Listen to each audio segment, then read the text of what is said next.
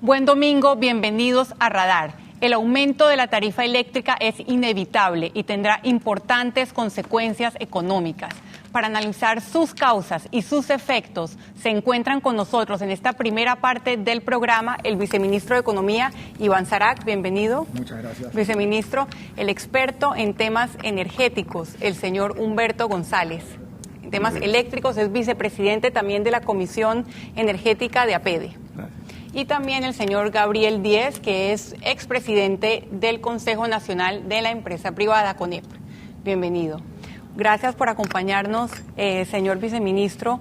Ustedes han comunicado al país que aquellas personas que no necesitan el subsidio van a dejar de recibirlo, pero el país sigue esperando cuál será ese porcentaje de aumento en la tarifa eléctrica. Bueno, mira, son varios temas. Y es curioso que todo se esté reduciendo a cuál va a ser la eliminación del subsidio.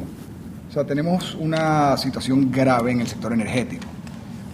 No estamos generando la cantidad de energía que quisiéramos tener, no tenemos la reserva tampoco para poder cumplir con las necesidades a futuro. Esto se ha venido de alguna manera tapando a través de un congelamiento de las tarifas, ¿no? Sin embargo, eso es una situación insostenible. Como nos ha explicado anteriormente, ya solo el subsidio energético va a representar a este año, si no se hace nada, 475 millones de dólares. Esto es una situación obviamente insostenible para el Estado. Se está revisando qué probabilidades tenemos, qué campo de maniobra tenemos para focalizar el subsidio de una mejor manera. O sea, seamos honestos, una persona que está pagando hoy por hoy 300 o 400 dólares no tiene por qué estar subsidiado en su consumo de energía eléctrica.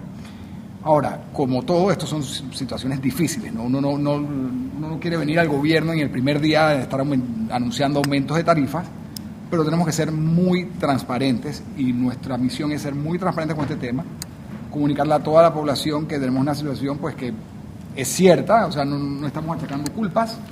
Si hubo un mal manejo del sistema energético, yo te diría no fueron 5 años, ha sido pues un periodo en los últimos 15 años donde han habido muchos desaciertos, ¿no?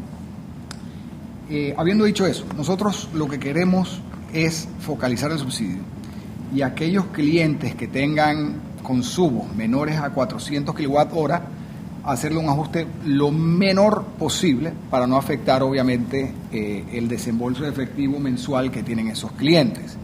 A los otros clientes vamos a tener que, lastimosamente, soltar un poco el subsidio. No totalmente tampoco, porque, Sabrina, te lo informo claramente, si nosotros soltáramos el subsidio, estaremos hablando de un incremento de la tarifa de 30%, ¿no? O sea, un tema que sería un shock para cualquiera. ¿Estiman entonces que será menor de 30%? Porque economistas han dicho que puede ser del 25%. No. Fuera de cámara, hablando con el señor Gabriel Díez, me dijo que puede ser más. ¿De cuánto estamos hablando? ¿Cuál es el rango del porcentaje? Bueno, mira, esa decisión la hace el Consejo de Gabinete al final del día, ¿no? Nosotros vamos a presentarle una serie de alternativas al gabinete. Oye, si hacemos este ajuste a este segmento, ¿qué ocurre con el subsidio y a dónde nos lleva las finanzas públicas, ¿no? Y lo que quiero también aclarar es que entiendo, la preocupación de toda la población es muy clara y es relacionada al subsidio, ¿no? A la tarifa. Pero lo que va detrás de esto es mucho más importante y mucho más grave y hay que solucionarlo. O sea, lo que hay que solucionar es el problema de raíz. Esto es básicamente un subsidio, es un parche que le estás poniendo una hemorragia, ¿no? Eventualmente, ¿sabes? El parchecito aguantará, pero ya llega un momento donde básicamente no soporta más. Lo que tenemos que arreglar de raíz es el tema del parque energético del país.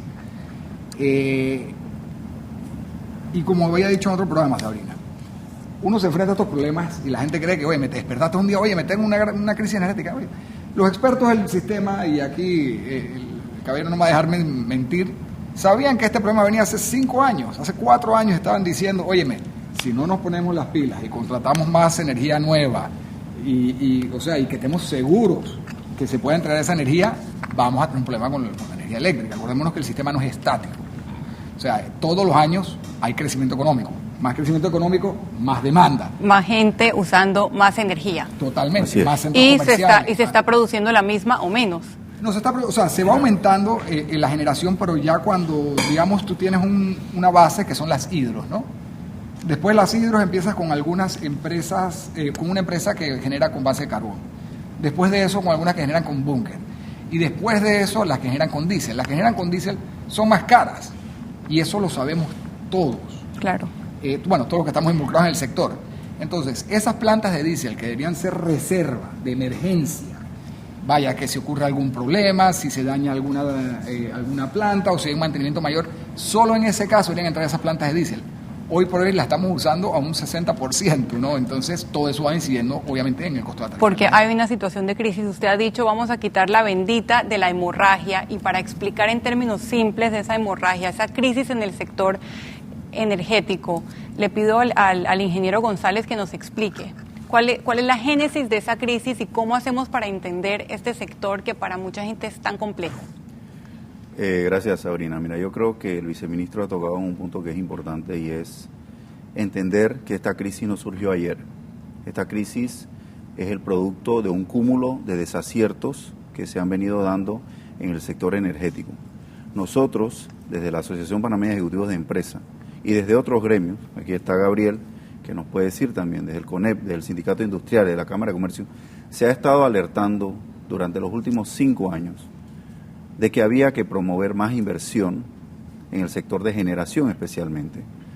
Se estuvo alertando de los temas de la expansión del sistema de transmisión que se debió dar de una manera oportuna, y que todos, el ignorar estas recomendaciones, el no tomar decisiones a tiempo, posiblemente porque no eran políticas en su momento, o posiblemente porque simplemente no se quisieron tomar, o posiblemente porque se quiso favorecer algún sector en específico, es lo que nos ha llevado a donde estamos.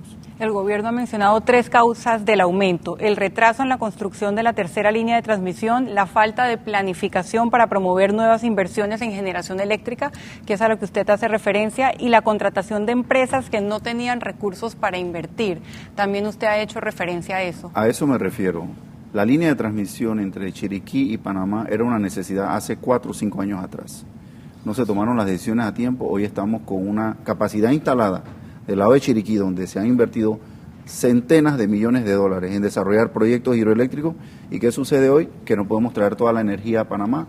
Tenemos que hacer un uso ineficiente de ese recurso de generación, lo cual causa otros ruidos y otros problemas en el sistema en general, por un lado. Por otro lado, el promover plantas eficientes, plantas sólidas, firmes, que vinieran a contribuir con la capacidad de generación del sistema, no se hizo a tiempo, y lo que se hizo mal hecho. Hoy estamos sin plantas nuevas en construcción, la demanda creciendo, con un sistema de transmisión que no tiene capacidad. Todo eso combinado, ¿a dónde nos lleva? A mayores costos de generación, como decía el viceministro. Mayores costos de generación porque hay que quemar diésel cuando se pudo estar haciendo uso de la hidroeléctrica. Mayor costo de generación porque no se puede usar todo el carbón que quisiéramos en las plantas de Colón. Tuvimos el accidente de Panam, para lo cual debimos estar preparados, no estuvimos preparados. Y encima estamos entonces con una hidraulicidad más baja de lo necesario, también debimos estar preparados para eso. Todo eso combinado simplemente ha concluido en un mayor costo de generación. Ese mayor costo de generación alguien lo tiene que pagar. ¿Quién lo tiene que pagar? El usuario, lamentablemente. El otro problema, la otra parte del problema, es que esto es un tema que no es político, no es agradable decirlo, como decía el viceministro. No es agradable decirlo, pero hay que decirlo, hay que decirle a la ciudadanía la verdad. Estamos en una situación preocupante, pero más allá que eso, nosotros desde los gremios lo que estamos alertando en este momento es que este problema no es de este año, ni del año pasado solamente. Ni de hace 5 años tampoco. Este es un problema que va a durar por lo menos 2 o 3 años si no se toman las medidas a tiempo y rápidamente.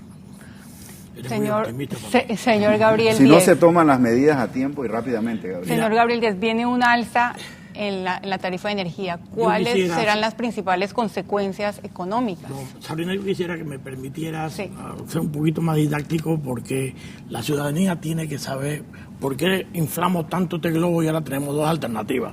Lo puyamos y explota, o le bajamos el aire, la presión, para que el globo no explote. Esto es un problema que ha venido no de hace 5 años, sino desde que se hizo la privatización. Cuando se hizo la privatización y se puso generación y distribución en manos del sector privado, se dejó la transmisión, lo que es ETESA, con esa finalidad de que toda la inversión necesaria, y por eso que se le paga a ETESA el peaje, se hiciera porque tenía que decidir las servidumbres por donde tenían que venir la línea, tenía que decidir dónde iban las subestaciones que iban a trabajar y para poder hacer todo lo que se necesitaba. Lamentablemente, ETESA no llenó el cometido necesario. No llenó las expectativas. Ni las expectativas por una sola razón. ETESA se le montó la parte política, dígase, una junta directiva formada por el ministro del MEF y todos los demás que veían ETESA como dos puntos. Primero, en unos gobiernos se vio como punto de ingreso y generación de ingresos para el gobierno central. Y dos, se le vio como parte de cómo podíamos solucionar el problema y no se le puso el interés que se necesitaba tener, hacer la línea de transmisión que se pospuso en 2 ocasiones anteriores. Entonces, ¿qué pasa? Como lo dijo Humberto, todos se produjeron, se abrió el abanico de generación, pero no tenemos cómo traerla. Entonces la tenemos en Chiriquí, pero la necesitamos en Panamá y Colón. Entonces, esos son las Ese es el nudo que hay en este momento en el sistema. Y es porque todavía hay muchas cosas que hay que corregir. Hay distorsiones en la ley que, por un lado, la competencia es la que baja precios. Pero si tú pones topes en los precios, no se baja nada. Entonces, ¿cómo tú puedes tener este movimiento si no tienes competencia? Entonces, falta de competencia y el papel de ETESA, de transmisión. No, el papel también de que el Estado le puso reglamentaciones. Entonces, volvemos al subsidio. Como lo dijo el señor viceministro, ese subsidio, eran 2 subsidios. Originalmente era uno y era con la intención de aquel que tenía de 400 para abajo, es el subsidio. Pero vino el incremento del petróleo, la ineficiencia de la generación con petróleo, que entonces iba a ser un golpe grande y el gobierno políticamente decidió, bueno, vamos a crear otro subsidio y se subsidia a todo el mundo para evitar que esos incrementos se dieran en ese momento. Por eso te digo, a veces hay que ponerse en el momento para poder hablar de lo que vamos a hacer. Si no sabemos la historia, no lo podemos corregir. Me quedo con esa lectura porque tenemos mucho tiempo más. Me estás interrumpiendo porque no he terminado la historia. No, tenemos mucho tiempo más, bueno, señor Díaz, para ahondar en las razones por las cuales el globo, como usted lo dijo, está a punto de estallar. Usted quédese en Radar, seguimos hablando de la crisis energética.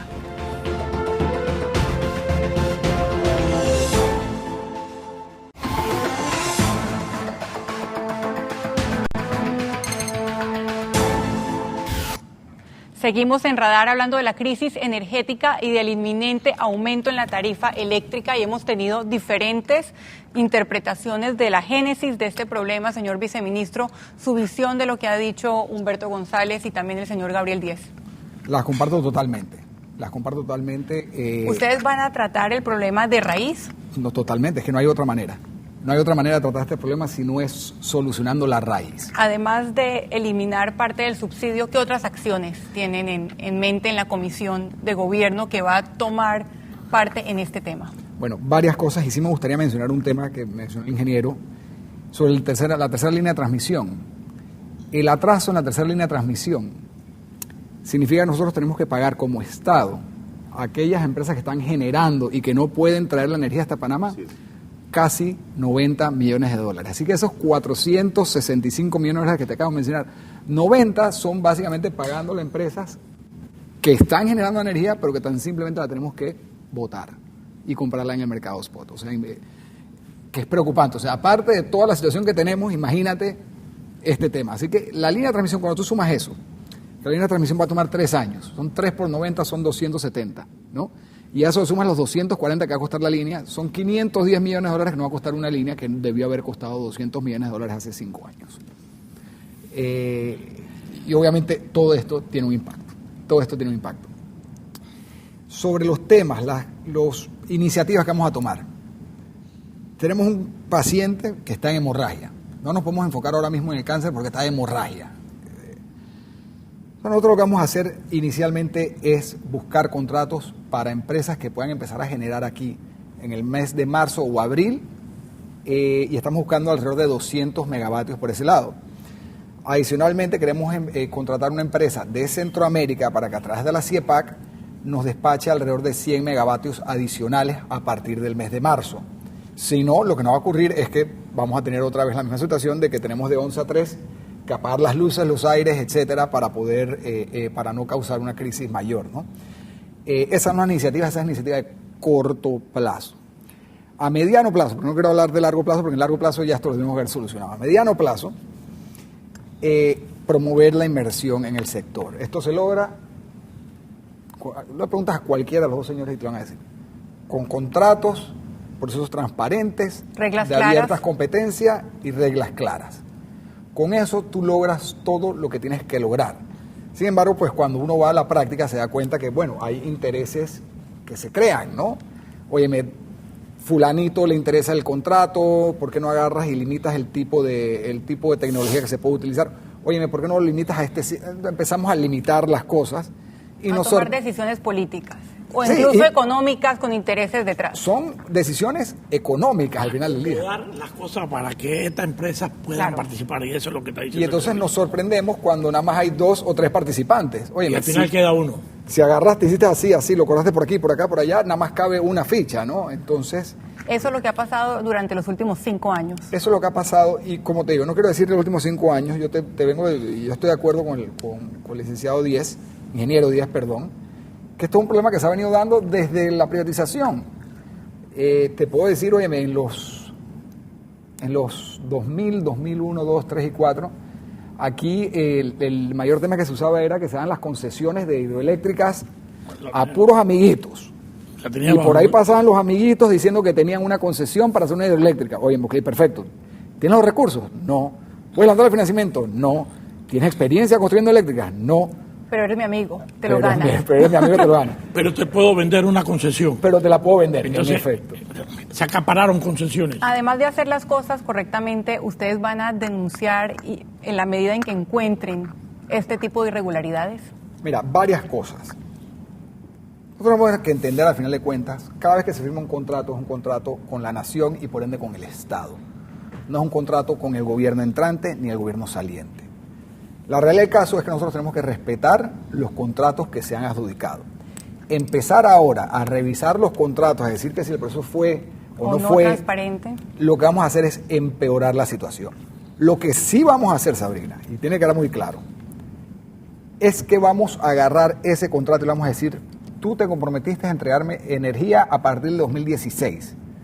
Si al 2015 yo no veo que eso está en avance, te voy a quitar el contrato, voy a cobrar la fianza y hasta ahí va a llegar, porque ese es otro tema que se ha utilizado. Oye, me dijiste que la planta iba a estar en el 2012, una prórroga porque sí, y son plantas que todos sabemos que no se iban a hacer porque era gente que no tenía los recursos. Entonces hay que ser muy responsables y muy disciplinados con esto. Porque esta es la realidad. Si yo agarro un contrato por 250 megavatios, Sabrina, para entrar en el 2016, yo me desconecto del problema, porque ya lo contraté.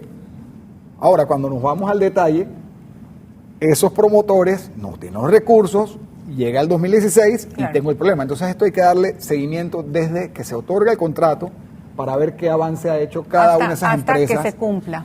En efecto. Además de las malas decisiones, hay aspectos climáticos y aspectos que tienen que ver con la cantidad de demanda de energía. Por ejemplo, yo tengo aquí anotado que el récord en demanda de energía fue el pasado 9 de julio, cuando se usaron 1.487 megavatios. Señor González, ¿cómo afecta esto aún más la crisis energética? Usted mencionó otro término que sonó un poco complicado, que me parece tiene que ver con la cantidad de agua. Sí. Con mucho gusto, Sabrina, pero antes de responderte a tu pregunta, yo quisiera abordar un tema que tocó el viceministro, y yo creo que también hay que hacer justicia. Y creo que Gabriel también mencionó el tema de la historia después de la privatización. Yo he sido parte de ese proceso y yo creo que también hay que reconocer cuando las cosas se han hecho bien. En el país se han dado en los últimos 8 años aproximadamente una inversión de más de 2.000 millones de dólares en el sector energía. ¿Por qué se dio esa inversión? Porque en un momento, alrededor de 2006, se tomaron decisiones correctas, que fue promover licitaciones que fueron transparentes, que propiciaron contratos de largo plazo, con plazo suficientemente largo para que un inversionista pudiese financiar inversiones multimillonarias en hidroeléctricas, y gracias a eso se han construido ya en el país cerca de 600 megavatios y hay en proceso de construcción otros 500 megavatios que van a entrar en operación durante lo que queda de este año y en el año que viene. Entonces no todo ha sido malo. No todo ha sido malo, se puede mejorar siempre, por supuesto, pero definitivamente yo sí necesito ser justo en resaltar que en los últimos 5 años no se ha hecho nada. En los últimos 5 años no se ha propiciado el inicio de construcción de ninguna planta importante en este país que vaya a ayudarnos a abastecer la demanda en el futuro inmediato y de largo plazo. Pero volviendo a tu pregunta, sí, los temas climáticos también nos afectan. Estamos viviendo el cambio climático, a raíz de lo cual tenemos mayores temperaturas durante los días. La gente usa etcétera. más aire acondicionado. Por supuesto. Además de eso, nos estamos acostumbrando todos a niveles de vida, de confort más altos, lo cual es bueno. Yo creo que la aspiración de toda sociedad debe ser siempre mejorar. Yo recuerdo cuando era muchacho, aire acondicionado solamente tenían los ricos de este país, o la clase media alta. Hoy en día usted ve aire acondicionado hasta en el interior de la República, en los pueblitos, la gente con su airecito, lo cual es bueno y a mí en lo personal me llena de satisfacción porque veo que nuestra sociedad está evolucionando y mejorando su calidad de vida. Pero eso requiere mayor inversión. La gente al tener ese recurso lo utiliza y con el cambio climático, las altas temperaturas que tenemos, el uso es más intenso. Usted mencionó hace un momento que el 9 de julio tuvimos el récord de generación. Le actualizo que ya ese récord se rompió, ya estamos rozando los 1.500 megavatios en demanda en el día de ayer, y se prevé que para marzo de este año posiblemente estemos en 1.650, marzo del próximo año, posiblemente estemos en 1.600, 1.650 megavatios. ¿De dónde va a salir esa capacidad para abastecer esa demanda? El viceministro, excelente pregunta y nos deja tema para el siguiente bloque. El viceministro hizo una que voy a empezar acotación con el señor Díez, que en este bloque pasó calladito, pero no, me dejaste calladito. Tengo mucho que hablar. Lo deja calladito, está lleno de energía, pero antes de eso quiero compartir con ustedes lo que han opinado los televidentes sobre el tema del subsidio. La pregunta es, ¿está de acuerdo con que el subsidio eléctrico estatal se destine solo a los sectores que lo necesitan? Y tenemos a Carlos Mata, está duro para todo el mundo, no hay que perder de vista que es un sacrificio para los que tienen un poco más. Palmira, no, debe extenderse a la clase media también. Carlos Nicosia, es correcto, apropiado y humano. Marcia, todos lo necesitamos, sobre todo los jubilados, bajen el costo del kilovatio. Irina, no, ¿acaso el gobierno es solo para los pobres y la clase trabajadora que se mate trabajando? Todos tenemos iguales derechos. Carlos Robles, estoy de acuerdo. Lo que no estoy de acuerdo es que hay déficit de 300 megavatios y ahora inventen 120 los 65 y aumento en las becas universales. Eso también nos va a poder responder en el siguiente bloque el viceministro de Economía. Usted siga en Radar.